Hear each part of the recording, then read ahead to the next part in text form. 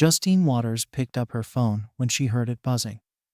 It was a message from her husband, Tom, who had been away on business for the past few days.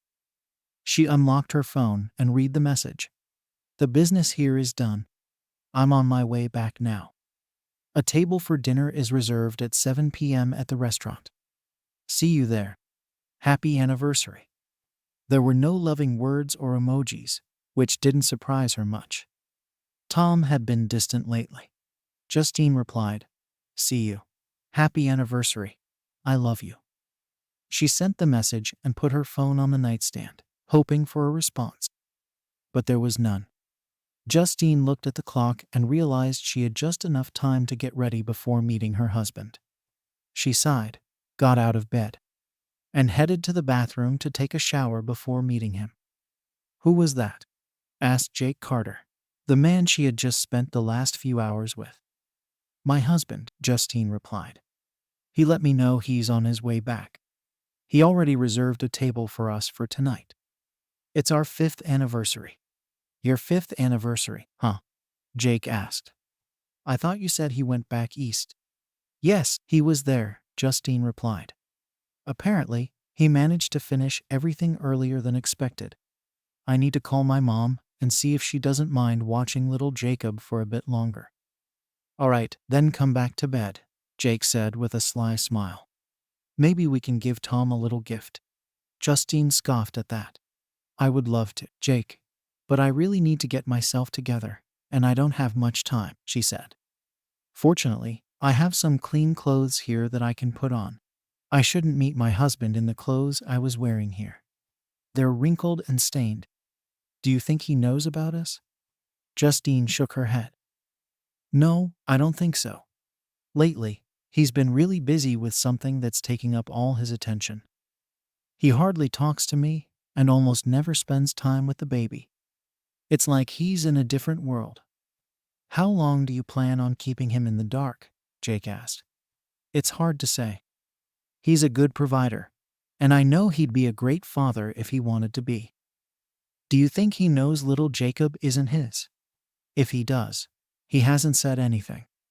I can't imagine he'd keep quiet about something like that." "Well, I'll be here if you need anything," Jake said. Justine smiled at him, looking down at his small size resting on his right leg. "Just keep it warm for me, okay?" she said with a sly smile. "You'll get it, baby," he said to her, returning the smile. Justine walked over to the closet and pulled out a clean dress. She couldn't believe how much of her wardrobe was in this closet, rather than in the one she shared with her husband. Justine looked at the dress she had chosen, trying to remember if Tom had seen it before. It was blue, falling about 7 centimeters above the knee, with a deep, seductive neckline. She was almost certain Tom had seen it before. If not, she would simply tell him she had just bought it. After calling her mother, Justine went to the bathroom and took a nice hot shower, hoping to wash off all traces of Jake before meeting Tom. She had promised herself when she began her affair with Jake 16 months ago that she would never disrespect her husband by giving him anything less than her full attention, or letting him touch her while still carrying Jake's essence. At first, Jake understood this. But ever since little Jacob was born just over 3 months ago, he had started pressuring her to let Tom clean her. Justine told him it was dirty and crude and refused to disrespect her husband in such a way. It was bad enough that she was sleeping with Jake, and even worse that she had given birth to Jake's child. But that was something she would never do.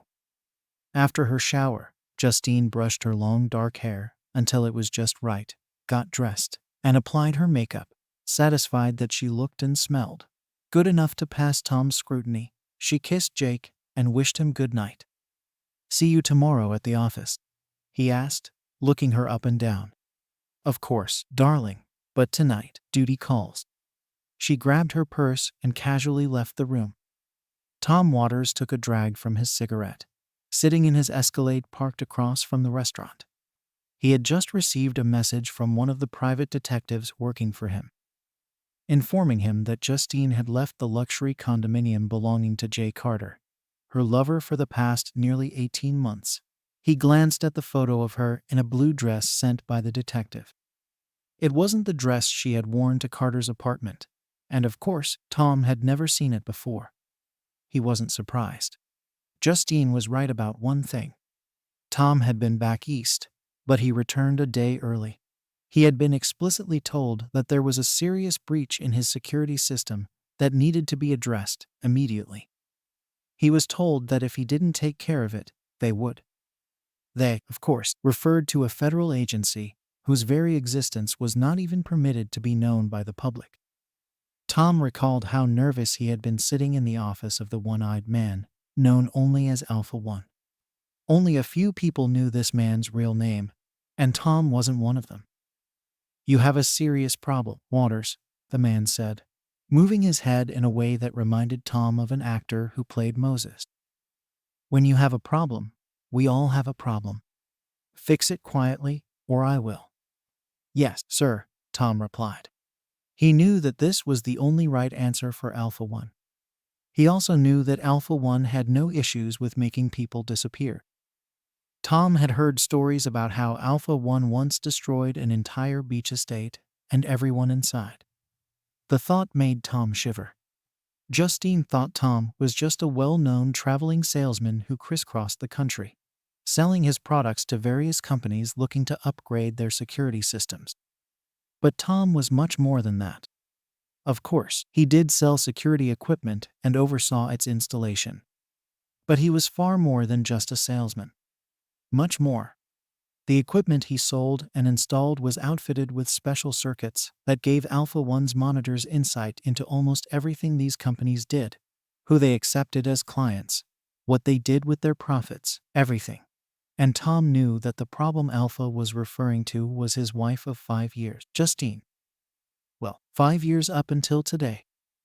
For the past 18 months or so, she had been having a torrid affair with Jay Carter, one of the senior partners at the law firm where she worked as a paralegal. Tom didn't know all the details until recently, mainly because he spent a lot of time traveling for work. But he had noticed for some time that something was off between them. By the time he learned the details of the affair, Justine had announced her pregnancy. The lawyer Tom consulted told him that no judge in the state would even consider a divorce while Justine was pregnant. If the child turned out to be his, he would be on the hook for child support regardless of the prenuptial agreement they had both signed. The only thing he didn't have to worry about was the house, which already belonged to him before the marriage. Tom clenched his teeth and remained silent throughout the entire pregnancy, barely keeping his composure when she named the boy Jacob, after his biological father. Shortly after the boy was born, Tom conducted a DNA test. He wasn't surprised to learn that the boy wasn't his. Glancing at his watch, Tom realized that Justine would arrive soon. He saw a man in a khaki jacket standing by the restaurant door with a woman holding a briefcase, and he knew they were there for him. He crossed the street and parked. Grabbing his ubiquitous briefcase, he headed toward the entrance, giving a slight nod to the two people at the door. Tom quietly spoke with a woman at the door and soon found himself seated in a corner booth. The man in khaki and the woman sat in another booth within earshot. Tom thanked the waitress for the water and began browsing the menu. He noticed Justine's arrival at the table and put the menu aside. He stood up as she slid into the booth across from him. "Good evening, Justine," he said in a neutral tone. "You look very nice tonight." "Thank you, Tom," she replied, smiling. "I don't remember seeing that dress before. Is it new?" "Ah, yes, I just bought it. Do you like it?" "Yes, it really highlights your eyes," he said with a slight smile. They heard music playing from another part of the venue. The place wasn't just a restaurant. It also had a dance floor and a cocktail bar. "It sounds like they're playing our song," Justine said. Tom knew this meant she wanted to dance. What the heck, he thought. It was their anniversary, even if it would be the last. "Care to dance?"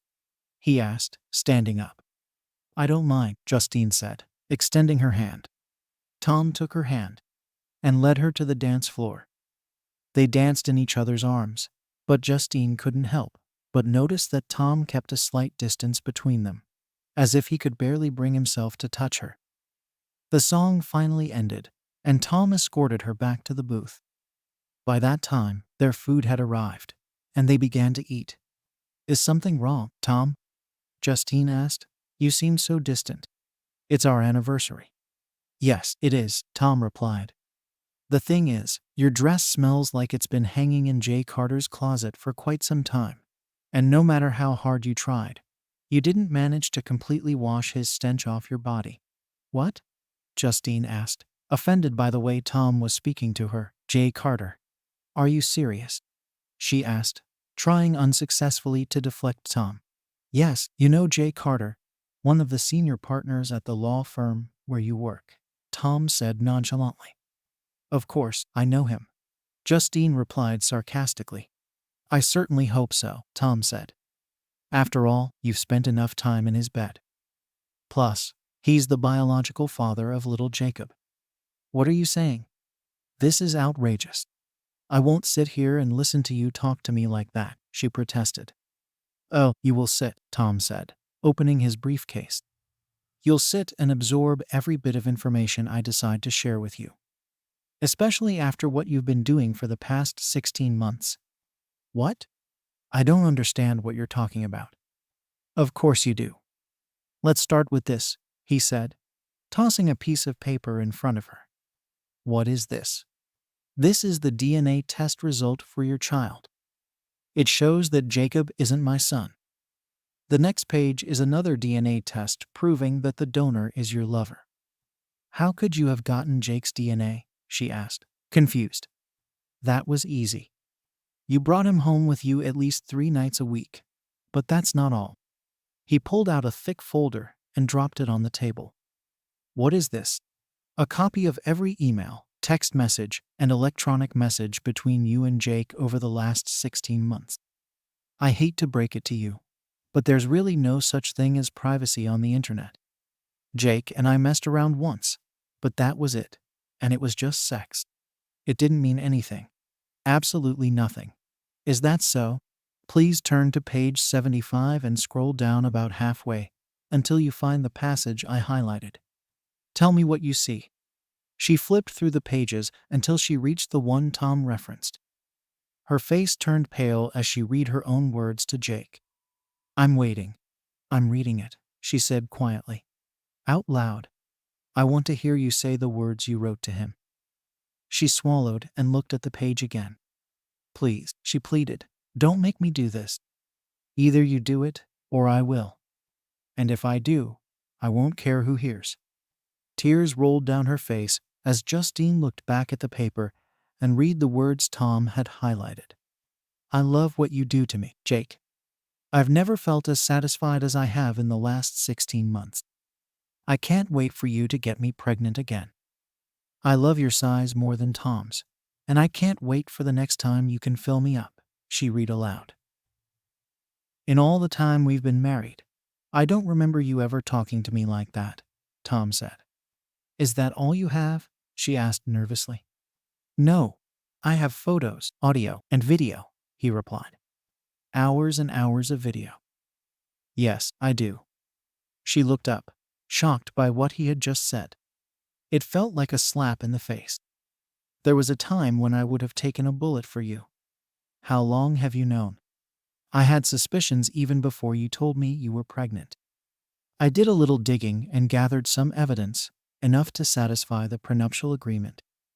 However, by the time I talked to the lawyer, you told me you were pregnant. The lawyer made it very clear that no judge would even consider a divorce until after you gave birth, child support, and all that. But now that Jacob has been born, I have more than enough evidence to proceed. So, I filed for divorce on the grounds of adultery." Tom gestured toward the 2 people at the nearby table, who stood up and approached their table. "This gentleman has something for you." "Miss Justine Waters?" the man asked. "Yes," Justine said quietly. The man placed a heavy envelope in front of her. "You've been served." "Served?" Justine asked, tears streaming down her face. "Yes," Tom said, handing her a pen. "The divorce papers. Take a look at them. They are exactly as we agreed in the prenuptial contract. Sign them now, and I'm ready to give you a cashier's check for $39.45, the exact amount you had when we got married. Don't ask for anything more. I'm already aware of your little secret slush fund. You can keep that. All your things have been delivered to your mother's house. Yes, she knows about everything and is very disappointed in you. But she's agreed to let you stay with her until you find your own place. She's doing it for the boy, not for you. But I don't want a divorce, Justine said. I love you. Please. Justine, don't insult my intelligence. Listen. He pulled out his phone and played her conversation with Jake from earlier that day. Her eyes widened as she heard her own voice coming from Tom's phone. How? How did you get that? She asked. Well, I would tell you, but then I'd really have to shoot you on the spot. As much as I hate you right now, I really don't think it would be right to deprive little Jacob of his mother, Tom said with a smile that held no warmth. I was nothing more than a meal ticket and a caretaker for you, while your child's daddy got all the benefits. Just so you know, your ticket has been punched. No more free rides for you. At least, not from me. And what about Jake? She asked, concerned about daddy. Are you? Fortunately, we live in a state that allows for alienation of affection lawsuits. He's being served right now. It might lead to something, or it might not. But it's the principle that matters, isn't it? In any case, his problems are just beginning. You see, today I spoke with Hamilton Parker, your managing partner. I showed him my evidence and expressed my displeasure, knowing that one of his senior partners was involved with a subordinate, specifically a subordinate who happens to be my wife, at least for the time being. Mr. Parker was very upset and worried that Mr. Carter's actions might bring unwanted attention to his firm and cause financial problems. He agreed it would be best if Mr. Carter was no longer with the firm and promised to talk to his board of directors about it this evening. He also agreed it would be unfair to punish you, especially since you're a mother with a newborn. Since Mr. Carter was your boss, he didn't want the firm to face a potential sexual harassment lawsuit. Given your work history there, he decided it's best to keep you on, at least for now. But I assure you, Mr. Carter's troubles are just starting, Tom said. How much do you really know about your lover? Do you really know him? What about his clients and business dealings? What does he do when he's not with you? What do you know about that? I don't know. He doesn't talk to me about that kind of stuff. That's probably for the best. Let's just say your Jay Carter has some very interesting clientele. The kind that attracts the attention of certain federal agencies that can make a person disappear without a trace. Do you understand what I'm saying? You're scaring me, Tom. And you should be scared, he said. Are you scared enough to stay away from Jay Carter? Because he's going down. And if you're anywhere near him when it happens, you're going down too. Who are you, Tom? She asked. Really? He smiled, nodding toward the papers in front of her. Sign the papers, Justine, and end this farce right now. I've probably already told you too much. And by the way, your credit card has been canceled, and your house key no longer works. I changed the locks today while you were with Jake. I've also taken care of the bank account so you no longer have access to it. Considering you've been stashing half of your earnings into your own secret account, that shouldn't be a problem for you anyway. You knew everything, didn't you? She asked. Tom shrugged. Feeling defeated, Justine looked over the divorce papers and saw that they were just as Tom had described. She signed them and handed the pen back to Tom. He smiled, took the pen, and reviewed the documents. A process server witnessed the signatures, and a woman who was with him notarized them. Tom handed the papers back to the man. I'll make sure these get to your lawyer, Mr. Waters, the man said. Thank you, Tom replied. After they left, Tom turned back to Justine. I think you should give me your rings, he said. Do I have to? I love these rings, she exclaimed.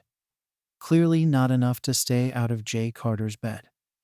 With tears in her eyes, Justine removed the rings and placed them on the table. Tom pocketed them and said, "I believe our business here is finished." "Your conclusion? Is that all you have to say?" "What else is there to say?" Tom asked. "Why? Why did you do this on our anniversary?" she asked, tears streaming down her face. "Do you know how humiliating this is for me? Do you know how humiliating it was for me to find out that you were fooling me all this time? And how humiliating it was to learn that Jacob isn't my son? And how it felt when I found out you slept with Carter on our anniversary? Don't you dare try to guilt trip me," Tom said. "We're done. We're completely done. Goodbye, Justine. I never want to see your face again." With those words, he returned to his meal, not looking at Justine, who was wiping her face. The waitress approached and asked if everything was all right. "Yes, the meal is excellent as always," Tom said casually. "I'll take care of the bill, and I believe the lady will take her meal to go, please." Yes, sir," the waitress replied, leaving to get a takeout box for Justine. She returned a few minutes later and packed Justine's leftovers into a styrofoam container. Tom handed the waitress his credit card and paid for the meal while Justine gathered her things. When the waitress finished, Justine looked at Tom. "And that's it. That's it," Tom said, waving her off. She couldn't believe he had just dismissed her so casually. "I'm sorry, Tom." He looked up from his meal before speaking. "Well, that's something we can both agree on," he said. "Have a good day. Say hello to your mother for me. Oh, and happy anniversary," he added with a slight smile. Justine, shocked by how calmly her husband had just dismissed her, ran away from the table, crying. Tom smiled and went back to his meal. He noticed a few people looking at him disapprovingly, but he just smiled back and shrugged. On the outside, he seemed calm and collected, but inside, he was heartbroken. 5 years were now wasted, but at least the worst was over. Tom managed to get through the next few days without any problems, though it wasn't easy. He had once truly loved Justine, and it hurt him to have to treat her this way. But he decided it was better to do this than to lash out at her the way he had wanted to. Then came the day when he heard a knock at his front door. He was in his master bedroom upstairs and looked out the window to see Carter's sports car in the driveway. He had a feeling something like this would happen, so he had made some enhancements to his home security system at the insistence of Alpha 1. He went downstairs and opened the door. Sure enough, it was Jay Carter, and he was furious. Tom stepped back as Carter barged inside. "You son of a bitch. You cost me my job, and Justine doesn't even want to talk to me. I'm going to kill you, you fucking piece of shit," Jake yelled, his face red with anger. He advanced on Tom until he noticed 15 tiny red dots suddenly appearing on his shirt. Alert. Intrusion. Blair had an electronic voice from speakers embedded in the walls. "Do not move." "What the hell is this?" screamed the uninvited guest. He raised his hands as if trying to brush off the dots. Suddenly, there was a sharp sound, like a shot from a pneumatic rifle. When Jake looked down, he saw 15 darts sticking out of his body. He tried to reach up, but he never made it. His eyes rolled back and his body collapsed to the floor. "I don't think you'll be killing anyone today, Carter," Tom said calmly, grabbing his phone. He pressed an icon on the phone and heard a male voice. "Operator 1211. Clean up in aisle 15, Tom said. "Clean up in aisle 15, understood," the man replied. Tom pressed another icon. The systems that had just fired tranquilizer darts at Jake retracted back into the ceiling. Once the panels closed, there was no sign that anything had been there. Tom smiled, pleased that the new security system worked as planned. A few minutes later, an unmarked white van drove up. Men in Tyvek suits came into the house and carried Jake's unconscious body out.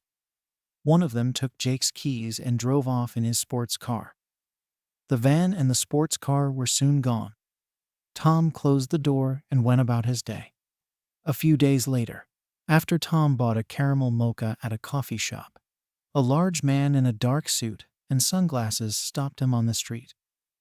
Alpha 1 wants to talk to you, Mr. Waters, the man said gruffly. Right now. Okay, Tom said, surprised by the man's tone. He followed the man to a long black limousine parked at the curb and got in after the man opened the back door. Waters, good to see you're still free, said Alpha 1, once the door was closed.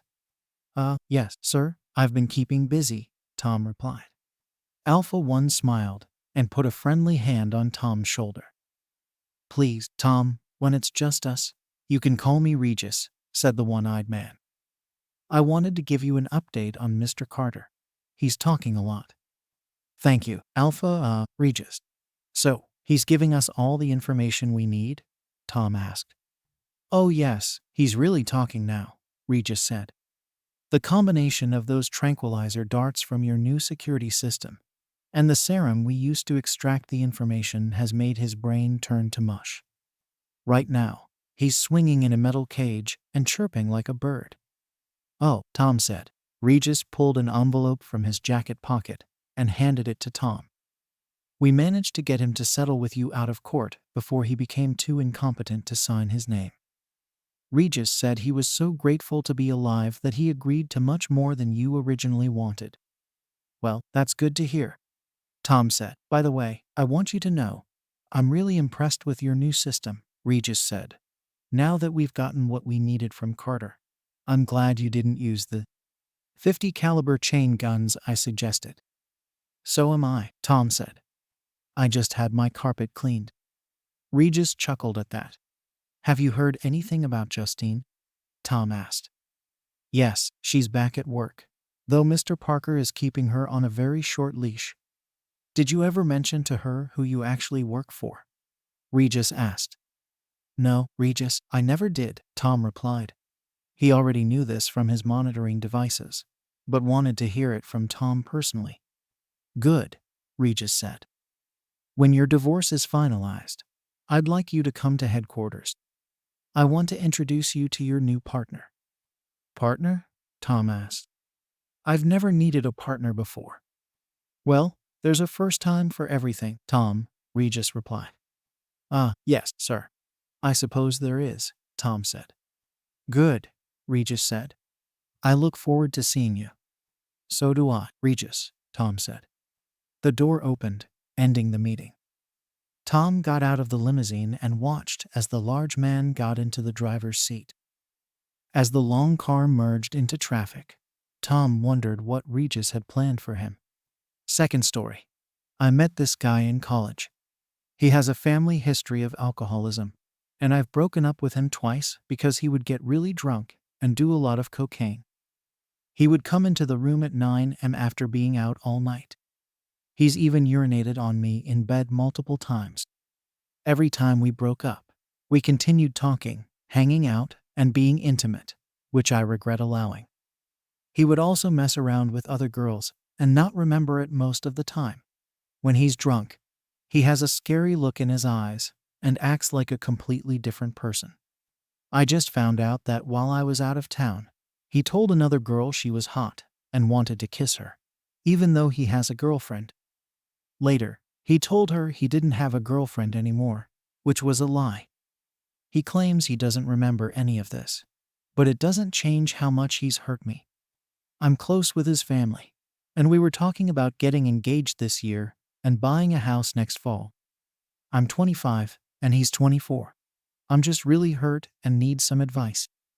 Yes, I'm done with him, but I don't know how to handle this emotionally and avoid repeating these patterns. I'm in therapy, so that's a start.